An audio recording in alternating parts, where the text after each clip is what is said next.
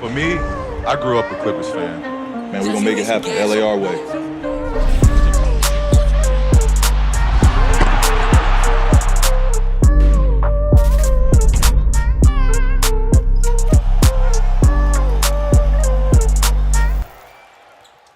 I'm just going back real quick and thinking about this. So I remember when we played y'all in the playoffs. First year we played y'all in the second round, and I'm guarding you. You guarding me, right? So that was a matchup. The next year, I'm guarding you in the beginning. And then I remember when you really started taking that jump because Brian looked at me one game, was like, hey, like, he killing you right now, like you too. But you are playing alongside a man who is at an extraordinary level right now. What are you watching nightly from Paul George? Him being aggressive, man. He's an unbelievable talent. One of the best in the game, getting any shot he wants. And every night, my job is to make it easy for him. And tonight, he again was great and got a win for us. He's my favorite player in the league. I've been saying that for a while. Just so smooth, man. Can do it all. Can pass, can rebound, defend, shoot the J, post up, handle the ball. He's my favorite player. You know, just getting to know him over the last few years, you know, it makes for competition. You know, it makes the competition even better when we play against each other. So I got nothing but respect for Paul, and you know, it's a mutual respect. And we always have, you know, battles when we play against each other. So I'm looking forward to it. It's been amazing watching Paul this year, and it just seems like he's gotten better in every aspect of the game. Paul George have always been regarded as one of the best defense guard over there. So it's nothing surprised me the way he have taken his game to the next level. Paul is a phenomenal, electrifying player. Wants to win it for the Thunder. The floating shot, it's good! He's in the groove, man. He's been playing phenomenal basketball. You guys, I mean, I've said it plenty of times, that's my favorite player. I love watching PG play. You know, obviously, you know, put 40-something up on us is not what I would have wanted, but I just enjoy watching that guy play the game of basketball on both ends of the floor. He is my favorite player to watch, and you know, so, you know, to get an opportunity to you know, to exchange jerseys. There's certain people that, you know, I look forward to, you know, when we're playing against them, you know, after the game, to be able to, you know, have a moment.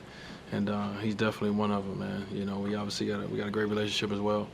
You know, like a mentor. You know, I'm a mentor to him as well. But what was he doing? He was doing everything.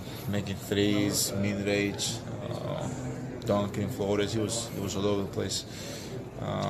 He's been playing amazing, and you know, down the stretch, you know where the ball's going to go. He's going to go to Paul George, and I think he closed the game out for them. And he played the right way all night. He's unstoppable. I mean, he has that confidence right now. He have found himself at home where he's very comfortable. I love his energy. I love what Paul has brought for that team. The players I admire the most that are the ones that play on both sides of the ball.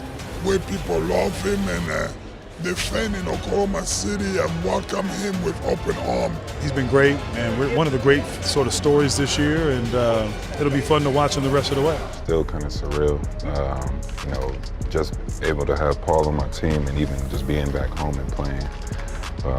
You know, it's just a great experience. It's probably going to be my first time playing with a, you know, elite player on his level.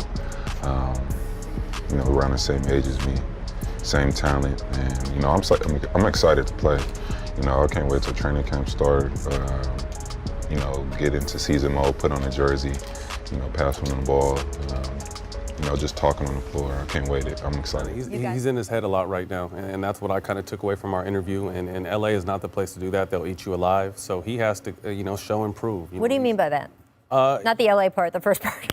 I just think he's overthinking every situation. Okay. I mean, we know what he can do. We've seen Paul at his best, and he's one of the best players in the game when he's playing his best on both sides of the ball. But like I said, I think he's in his head too much right now, so he's got to get out of his head, because LA is a monster. They'll eat you up. You give excuses, they're going to eat you up. The only way for him to happily retire with the Clippers is to go out there and play every single night like we know he's capable of playing. And I'm excited to see his bounce back season because he knows he didn't do what he needed to do along with Kawhi in the playoffs. So, look, there's never been any doubt about how talented he is, like how great he is. Like I said, he was still a top 10 player in the league at the beginning of the season, and people were trying to like chop off my head. And I was like, no, watch it what he does. And like, this is what he's doing right now. He's playing like a top 10 player in the league. Sorry for saying that, but ultimately, I think the thing for him, and I'm glad he's playing with a chip on his shoulder, and I saw your guys' podcast, what he said on that, a lot of it had to do with, in my opinion, they had that epic fail at the end. He was like, well, it wasn't championship or bust for us. And it was like, well, it was for everybody that was hyping y'all up. And so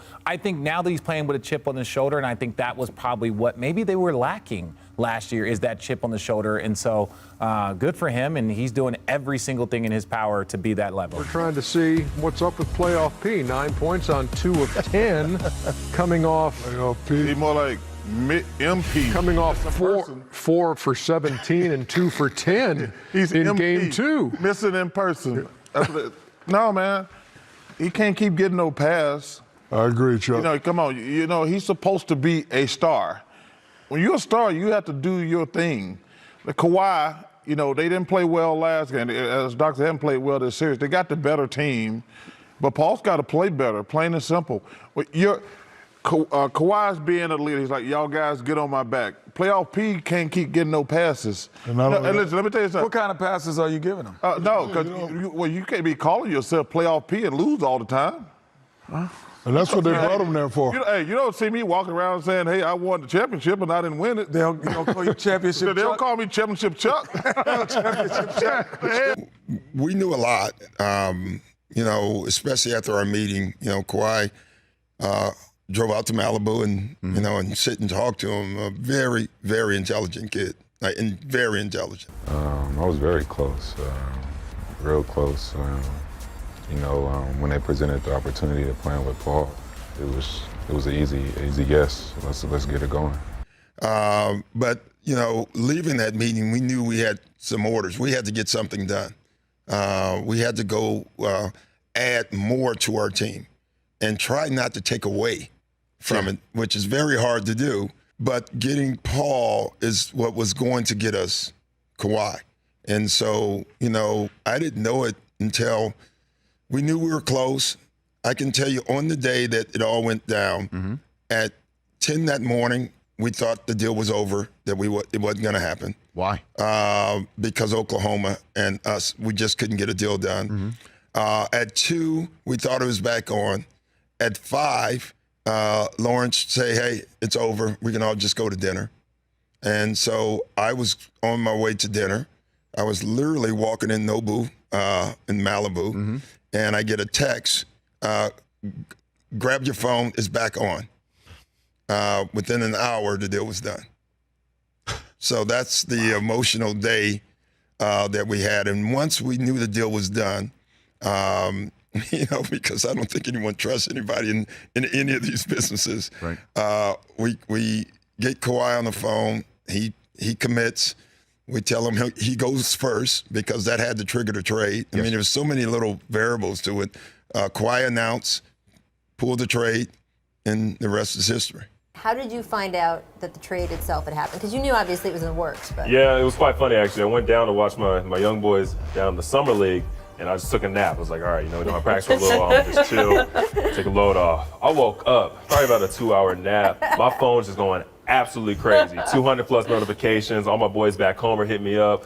And I was like, wow. Like, we kind of knew, speculated he was going to be traded, but Oklahoma City, of all places, was very random. That was the kicker. So everybody said, oh my God, what are you going to do? What are you guys going to do? Are you guys going to tank or da-da-da-da? It's like, relax. Tanking is not an option. Not an option for me. Yeah. I kind of try to stay out of it because me and PG's relationship all started my rookie year. Obviously, I came in. I mean, he's the very first night I got to Indiana, I went to his house. And we just kind of chilled with him. It was me and Joe Young. So we got off to the right foot, established it like right there and there. So when everything was going down, I knew he had to make the best decision for him. He had spent, 7-8 years in Indiana, gave us all conference championships, led the Eastern Conference at one point. But eventually you got to do what you have to do. So I kind of stayed out of it. We had good conversations, but he did what he needed to. He's just an unbelievable player, and I think he's even better now, than he's ever been. So, just thankful that I'm able to play against, one of the game's greats, and I can't wait to watch the rest of his career.